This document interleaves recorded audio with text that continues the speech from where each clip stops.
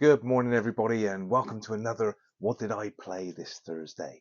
Um, Friday morning today, horrible rainy day outside here in sunny Wiltshire in the UK. Last night went to Chippenham Board Games Club and we played a new game to me. In fact, there was a new game to everybody. It was a pretty hot game on the Board Game Geek hotness charts. I think it's sort of in the top 10 or 15 games at the moment for the hotness. And so none of us had played it before, and we played it as a four. And the game that we played was Planet Unknown. Ooh. So this is quite a fancy looking game, high production values. So I'm going to give you my first impressions. Obviously, this is not an overview of the rules or anything like that. This is literally just my first impressions because it's a new game to me um, last night at the club. So just to tell you what I think. What do you think you might enjoy it from my first impressions?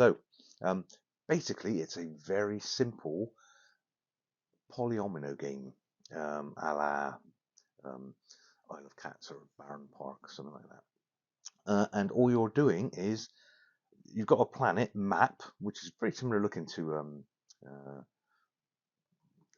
Mars Ares expedition. That is just a sort of planet generic thing with grids on it, and you're trying to fill those grids with these polyominoes. Um, and each time you lay a polyomino, you've got a separate tracker for different things that you increase and improve. So tech, civilization, air quality, things like that.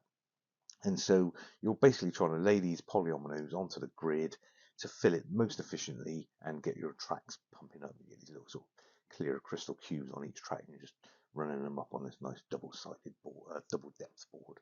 Um, and it's a very simple game. The big thing about this game that everybody seems to like is there's a big lazy Susan. um, and it's actually called Susan S.U.S.A.N, which is some sort of acronym for a space station, I believe, in in these rule book. Basically, you're taking a pair of you've got an option of a pair of tiles. These are just kind of all randomly shuffled, but the tile slots in the tray are for all the same tile types in a slot. So, for instance, the L-shaped um, uh, tiles all go into an L-shaped grid uh, holder, and all the sort of squares go into a square holder. So you shuffle them all up and put them on into the randomly stacked in the Lazy Susan, and then each player gets their. So if you're in a kind of nice square table, you kind of just put your little marker sort of adjacent to you. But if you're kind of stretched out on an oblong table, you want to just put them anywhere that's kind of just relevant to you. And each player in turn, very simple, each player in turn turns the Lazy Susan until they kind of think, oh, I quite like that tile there. I'll grab that. And so like I said, they've got the option of two, an inner circle and an outer circle. So they choose the best one that they're going to choose. Now, everybody else's markers are lined up with a selection of two as well. And so you'll take your option from those two that your marker is lined up with when they take theirs. So they spin it around, or I'll take this one, and then everybody else has automatically been lined up with their little marker on the table. And that's what you're taking. You only have a choice of two. Um, and you're trying to kind of choose the best one for your track improvement, tech and civ and all that stuff. And as these tracks go up, they mark off um, increasing powers. So victory points is one, and different levels of improved capabilities, which I'll sort of go over in a minute. And when you take a tile, it's got different terrain types, and the terrain types colors relevant to these tracks. So if you've got a black terrain type, it's the tech. No, it might be the civ. Yes, the civ. If you've got a green one, it's obviously your biomass. If the grey one is the tech, that kind of thing. So depending on what color tile, what color features are on the tile, that's the tracks that you push up. Um, and you've got your usual kind of rule sets for laying tiles. You know, they have to be adjacent to each other. You can place them anywhere generally, although they have to be touching the previous tile until you go past a certain tech level, which allows you to then place them anywhere. But you basically start on the edge, and you have to always be touching another tile until you reach that threshold when you can do other things. And you can put them in any orientation. They're double-sided, so you can flip them over, which is quite nice. Normally you get that thing where, oh, if only I had that shape put the other way around. You can't, you just flip over. It's the same. And so you've up the tracks for the colours that you take. One of the colours is red, and it's got these little buggies, little moon buggies. And you need those to drive around and take out some of the other things that are on the board. So before you start, you place out some life pods, about sort of 7 life pods on the map. And you can't place tiles on those life pods until you clear them. And when you clear them, you put them into your little board where you're scoring points. If you put a tile over them, you lose the chance to score that pod. You can still do it, but you just lose that pod. You don't score it as a kind of retrieved life pod by moving your little buggy. So it sounds very involved, where you're doing all this moving things around, collecting the life pods, and other things. Some of the tiles have got meteors on them, so when you lay it, you have to place a meteor on it, and you have to clear that with your little buggy as well. So you're moving your buggy around trying to clear these meteors and life pods. The reason you're doing that is because when you finish the game, you've got your board sort of filled up, your planet, you score rows and columns that are fully furnished, if you like, with tiles and land types. If there's a meteor or a life pod on any of those vertical or horizontal rows or columns, you don't score that whole row or column. So you want to get rid of all those things that are going to stop that. So the things that are going to stop that are life pods, meteors, and empty squares. So you want to fill all those. There's a little one of the green tracks. I can't remember what it's called now, but one of the things of the green track is every now and again you get a little square, just a single square of forest. So when you go past that little threshold each time, you grab a little square of forest and you can fill in the little blanks that you've not managed to fill with your polyomino sort of scheming. So that's nice. You can kind of do those. One of the tracks allows you to store those and do them at the end of the game when you sort of need you've got more of a chance of figuring out what the best place to put them. But generally, you take those as you go past that threshold and place them live as you go. So it sounds quite complicated, but it's not at all. So literally, you turn the thing until you find until you find what you want, place it, roll up your tracks. Everyone else does the same. Next person go. They turn it around. They choose what they want. You choose what's adjacent to you. Place it up your tracks. Simple.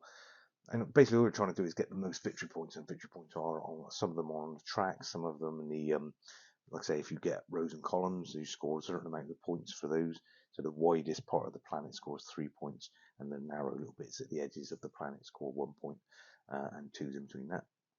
And that's horizontally and vertically. That's pretty much it. You're just doing all those things. There's a few end game scoring things that you collect as you go past certain thresholds on one of the tracks.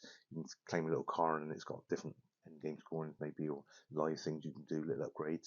And then another thing between each player, so the player to your right and the player across to your left, if you like, so either way, left and right, there's little achievement cards that you're trying to achieve. So one of them might say, you must have the smallest amount of water, or it might have the biggest amount of separate sieve land or whatever. So different things that you do, and they're basically for majority. The one who's got the whatever that is least water will get 5 points, that kind of thing. So you're trying to do those little things as well along the way. Couple of little tricksy little things just as you go. You can't up your water track unless you actually put the water tile over what's visually a water feature on the map. Things like that. They're just tiny little things that you just need to follow on as you do them. But generally speaking, so simple and really nice. The tiles are really nice. The Lazy Susan's really nice. All the sort of pieces are nice. The map is just a kind of very flimsy piece of card, but it's nicely, it's a nice shiny surface. It doesn't need to be any more than that, to be fair. And the tracks where you move these little clear cubes up and down, so coloured clear cubes, you move those up and down. They're double depth boards, so they sit nicely in their little slots. You don't get nudging them out of order and like that.